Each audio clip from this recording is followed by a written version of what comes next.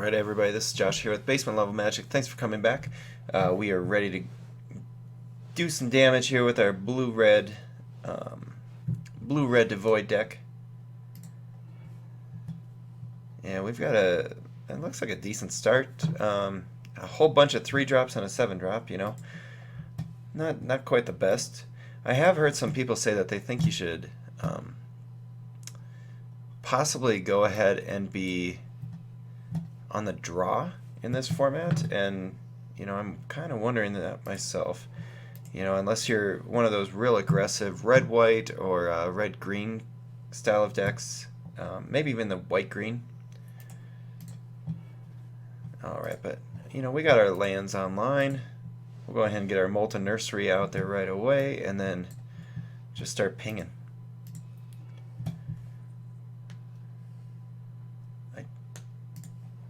Yeah, we'll go ahead and do the Molten Nursery.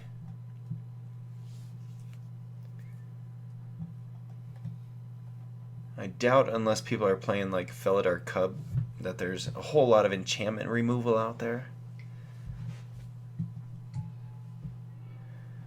Alright, so, geez, our opponent already has his mana online. That's kind of a bummer for us, but we'll go ahead and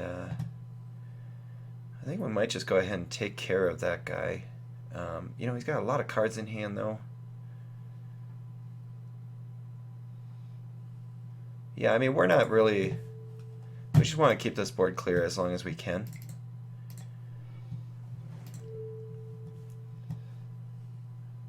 Oh, I did not even realize that you could use that on creature. Oh, we'll do player, though.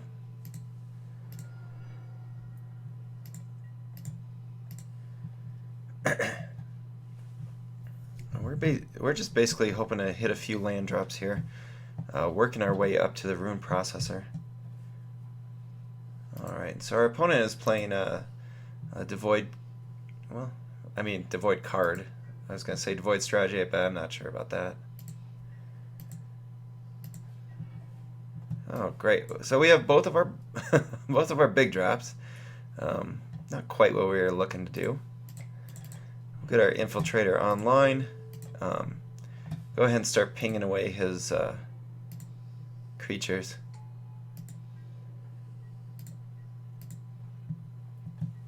Next turn we can play the Ruination Guide, or else the Eldrazi Sky Spawner. You know, I think either way we're probably okay.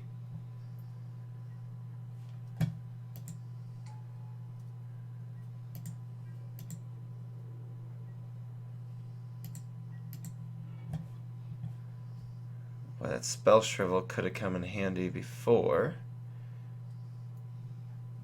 The thing is, our opponent's at 7 mana right now. You know, he could maybe look to do a big spell. Actually, he could be 9 if he used his Scions.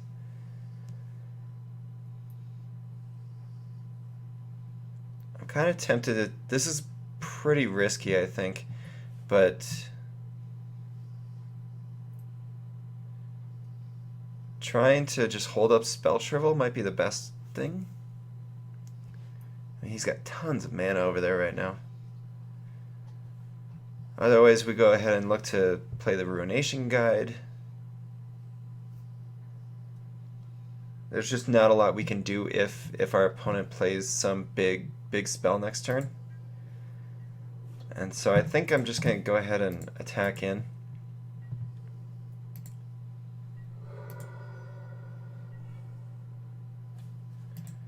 So let's see.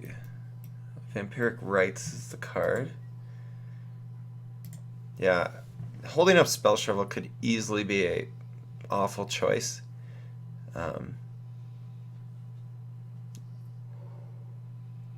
mean, our opponent does have 10 mana, so they could play... I think Ulamog's even 10, so they could pretty much play anything that they want. Let's hope that they play their biggest thing, though. At least 7 mana worth.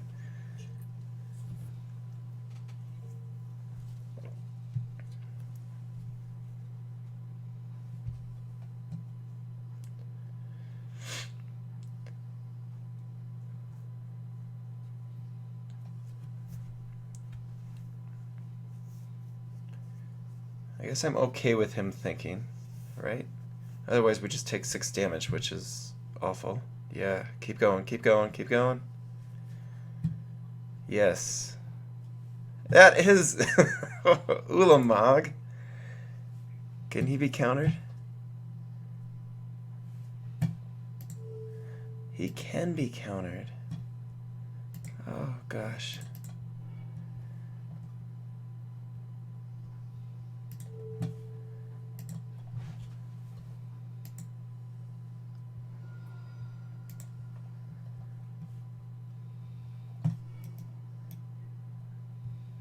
Ooh, that stinks.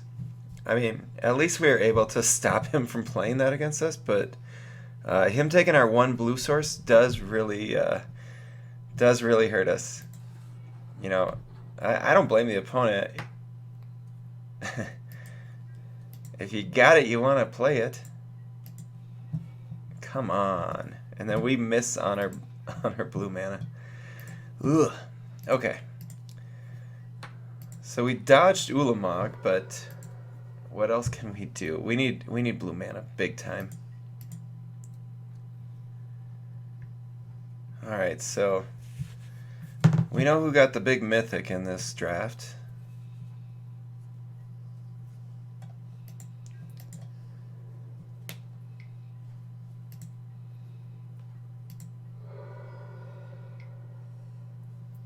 Ooh, he's got more.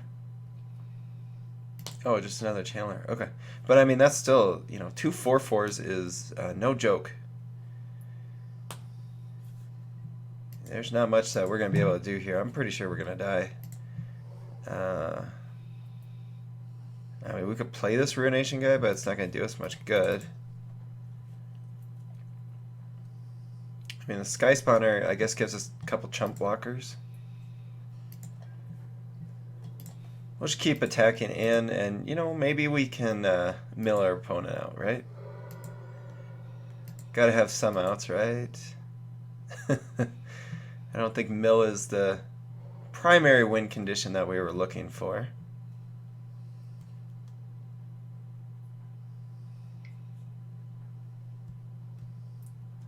Seeing that our opponent is, you know, on the ramp strategy, makes me think that I might sideboard into a very aggressive style of deck. Well, that's... ugh. We're definitely going to lose our creatures here.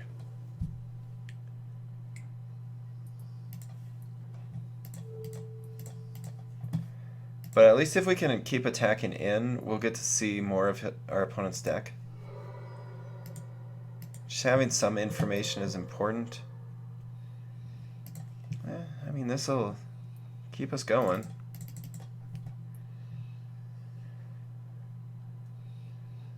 And we'll be able to block and kill one of his channelers. If we can get to the point where we can do our rune processor, we'll be at a safe spot.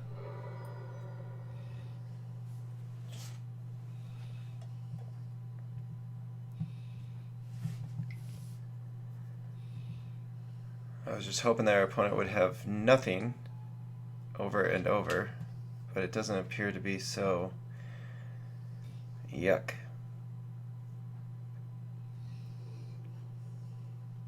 So we either take 12 or we take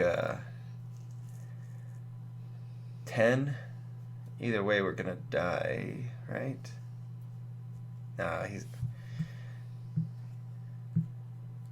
At least with him attacking in with the Warcaller, you know, we can at least take out one of his players. Or one of his big creatures. It's just not looking very good, though. Yeah, we're just a little too short.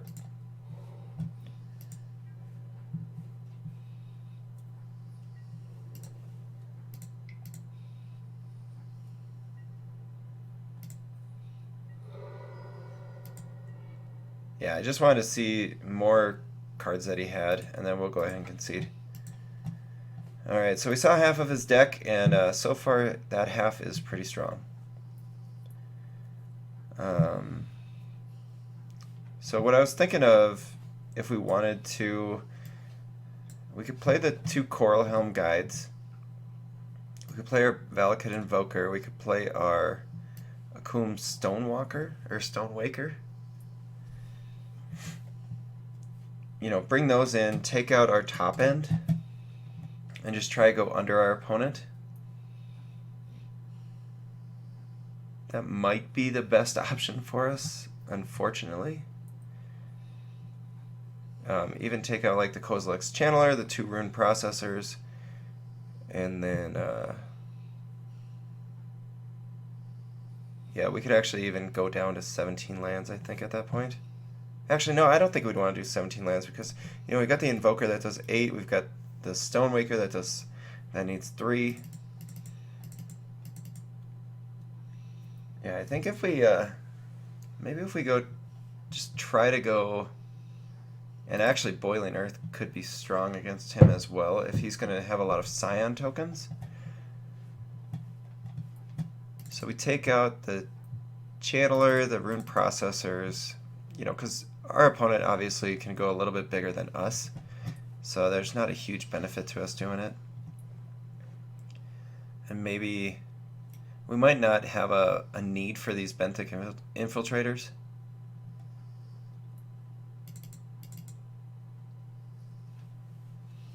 I mean, the nice thing about it is it's a way to turn on our Blight Herder, but, you know, we're trying to go more aggressive here, and, you know, we can go down to 7. Nah, we want that. We want that land.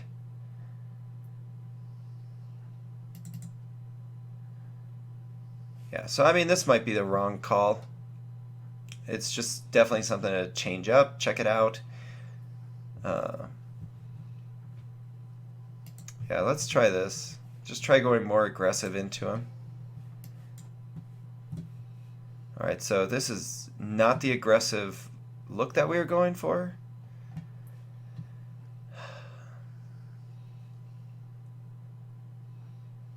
I think it's...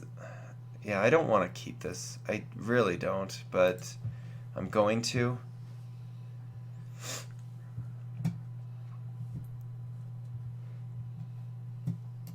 You know, we just have... I mean, we have a lot of 2 and 3 drops. We just need to draw. Because, I mean, right now we've got our mana online.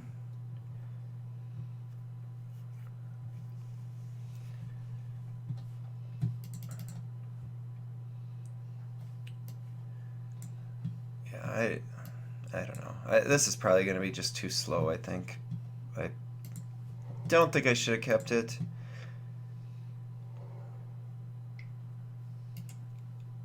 That's fine. Alright, and now we need to start hitting some 2 and 3 drops so we can just try to rush our opponent. Instead, we just draw lands, and you know, this is how Magic Online sometimes goes.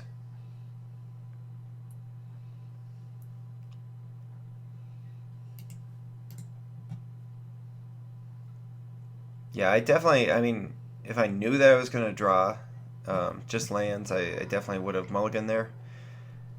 Definitely not a top option. Oh, well, that's actually a decent draw.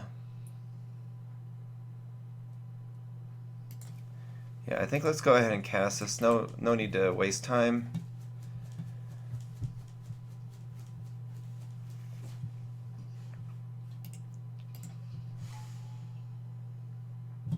Get rid of what we can.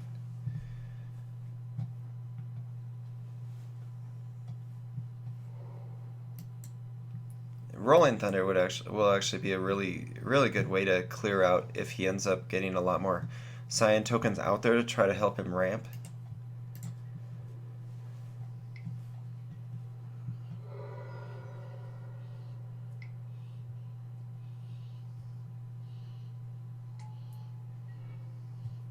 Alright, and that is not a ramp card, but we are going to be able to get our flyer out there.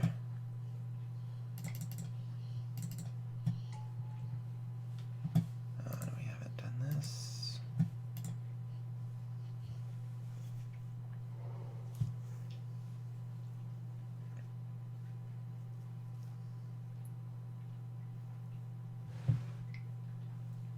Uh-oh. Brood Monitor, definitely something that we don't want to be seeing. But having Rolling Thunder makes it not awful. I wish we had hit a land there so that we could have played our Coastal Discovery. I think I'll probably go ahead and attack in, and then see what we get on our scry before deciding whether we use Rolling Thunder now or what we want to do.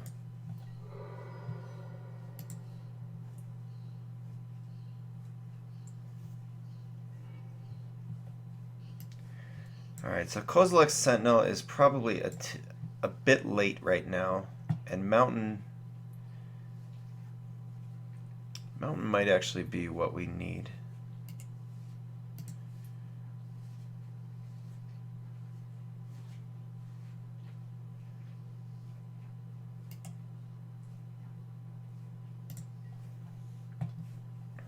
The other thing that we could look to do is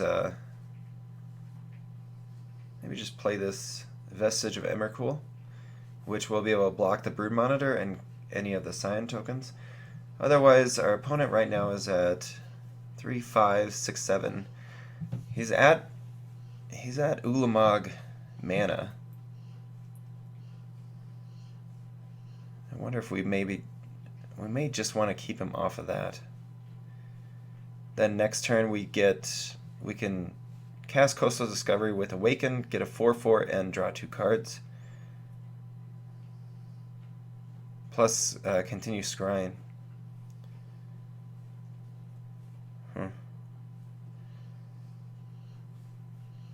So many choices, so many choices. So much easier when you play the Allies deck. You just keep playing them and attack with them.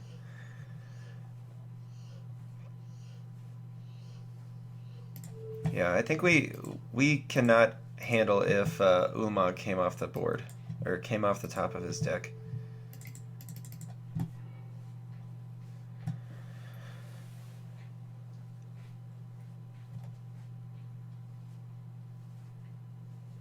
I mean, if he doesn't have a giant Eldrazi in his hand, you know, that's probably the wrong move to do. But you know, you gotta do what you can, and you're not sure what you're playing against. So yeah, we knew we were gonna take this big hit here.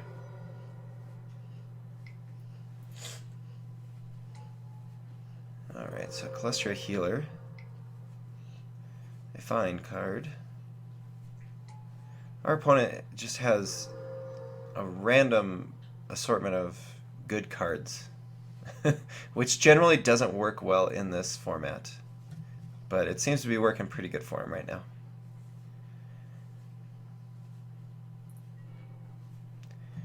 Alright, so we got that Mountain. I think I'm going to hold off on the Coastal Discovery now. You know, after our opponent played out 2 creatures, I'm not really looking to do that.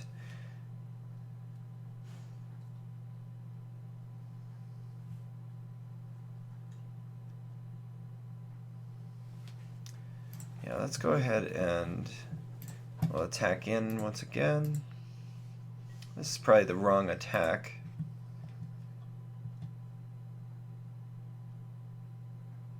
But I'm not sure that there's a way for us to get out of this, honestly. You know, we could hold it back and then basically chump block the Channeler, still allowing at least 6 through.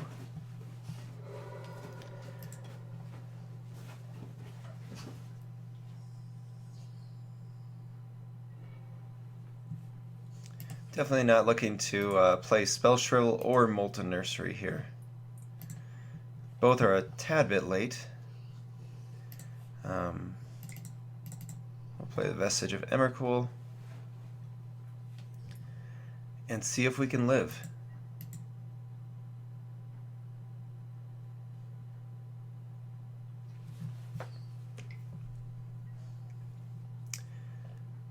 It would appear that we cannot live. Oh, yuck. Maybe we should just stay with the original plan, and I'm sure that's what we'll do here in the next few games. But, alright, well, if you enjoy watching me get my butt kicked, go ahead and click that like and subscribe button. Come back for the next round, because we are dead. I could play Anticipate, but what's it matter? Alright, thanks for watching, guys. This is Josh with Basement Level Magic.